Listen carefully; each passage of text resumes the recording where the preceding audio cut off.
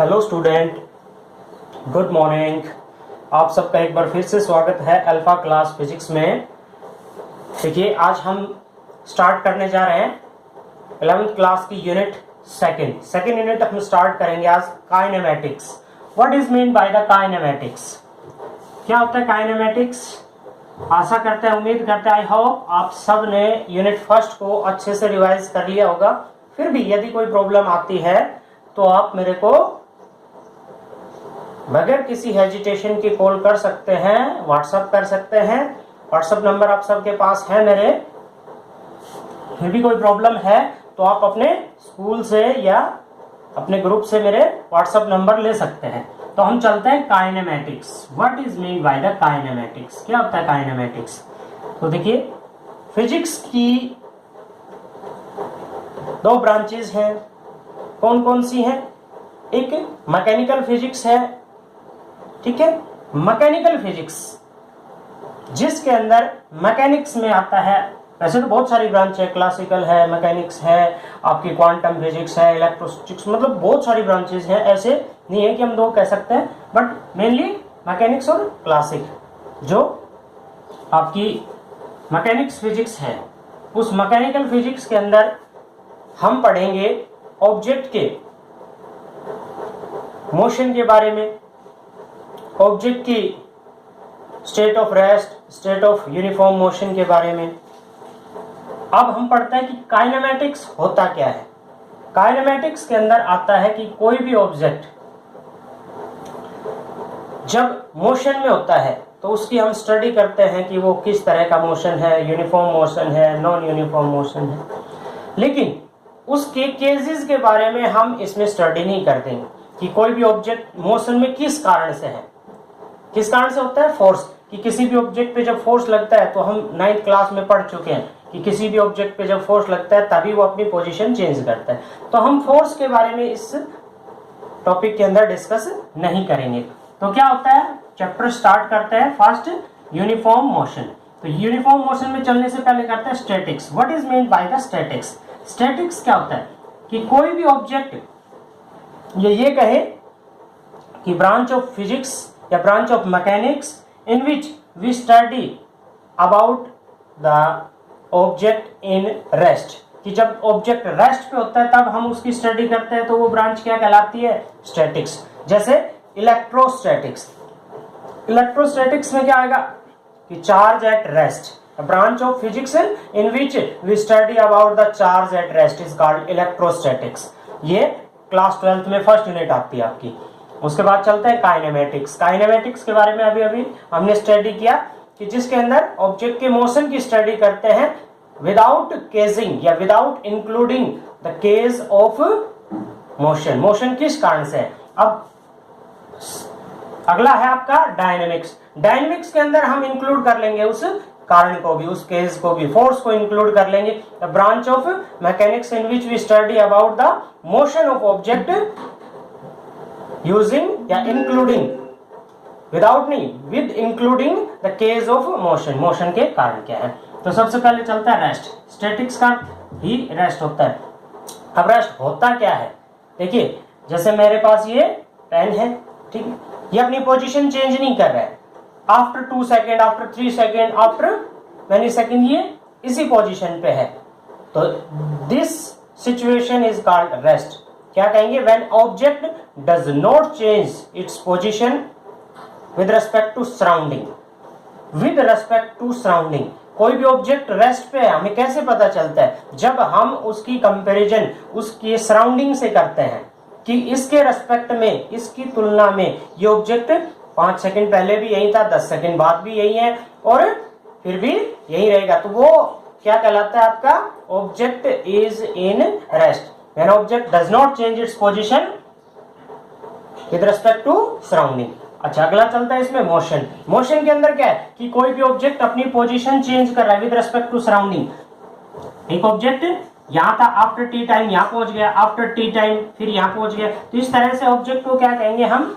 Motion के अंदर। जैसे फॉर एग्जांपल आपकी कोई भी इंसेक्ट्स हैं, बस चल रही है, कार चल रही है, स्कूटर चल रहा है, बाइक चल रही है, आप चल रहे हो, थोड़ी देर बाद पहुंच के कहीं और चले जाता है चल के, तो ये सिचुएशंस क्या कहलाएगी आपकी motion. When object change its position with respect to surrounding, object अपने सराउंडिंग के रेस्पेक्ट में पोजीशन चेंज करे।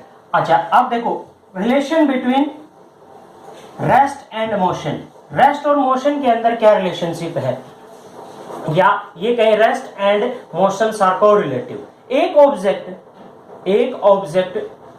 रेस्ट पे भी हो सकता है, मोशन में भी हो सकता है, एक ही टाइम में रेस्ट पे भी हो सकता है और मोशन में भी हो सकता है। क्या ये पॉसिबल है? Yes, it can be possible. देखिए सिचुएशन के अकॉर्डिंग, सराउंडिंग के रेस्पेक्ट में, आप ट्रेन के अंदर बैठे हुए हो और ट्रेन चल रही है, तो पहली सिचुएशन तो आती है कि आप किससे कंपैरिजन कर रहे हो, किससे कर रहे हो, अपने को ट्रेवलर से, अपने सहयात्री से। आपकी बगल में कोई भी बैठा है, टी टाइम के बाद 2 सेकंड, 5 सेकंड, 10 सेकंड बाद भी वो वहीं पे बैठा है, तो आप भी वहीं पे बैठे हो। उसके रेस्पेक्ट में क्या है, आप रेस्ट पे हो, आप अपनी पोजीशन चेंज नहीं कर रहे, तो ये तो होगी रेस्ट की पोजीशन। बट खिड़की से बाहर, ट्रेन से बाहर, ट्रेन चल रही है और ट्रेन से बाहर कोई व्यक्ति खड़ा आपको देख रहा है, तो आप क्या हो उसमें, ट्रेन के साथ मोशन के अंदर, आप उससे आगे निकल गए, तो आप उसके लिए किस में हो, मोशन में, और अपने को ट्रैवलर के लिए किस में हो, रेस्ट पे। तो आगे कि मोशंस दोनों, motion and rest are correlative, कि एक ऑब्जेक्ट एक टाइम पे रेस्ट पे भी हो सकता है, मोशन में भी। तो जैसे चलती हुई बस में आप बैठे हो, आपकी सीट पे एक और बैठा हुआ है, आप दोनों किस पे हो, रेस्ट पे, दोनों एक दूसरे की रेस्पेक्ट में किस पे हो, रेस्ट पे, दोनों एक दूसरे की रेस्पेक्ट में रेस्ट पे हो। अपने को ट्रैवलर, सह यात्री जो आपके साथ यात्रा कर रहे हैं, उनके रेस्पेक्ट में आप किस पे हो, रेस्ट पे। बट बस से बाहर जो आपको देख रहा है, बस के साथ आप किस में हो, मोशन में। बस के बाहर जो बैठे आपको देख रहे हैं, बस से बाहर, खिड़की से बाहर सड़क पे खड़े हुए, वो आपको देख रहे हैं, तो वो आप किस में हो, मोशन के अंदर। तो अब चलते हैं टाइप्स ऑफ मोशन, मोशन के टाइप।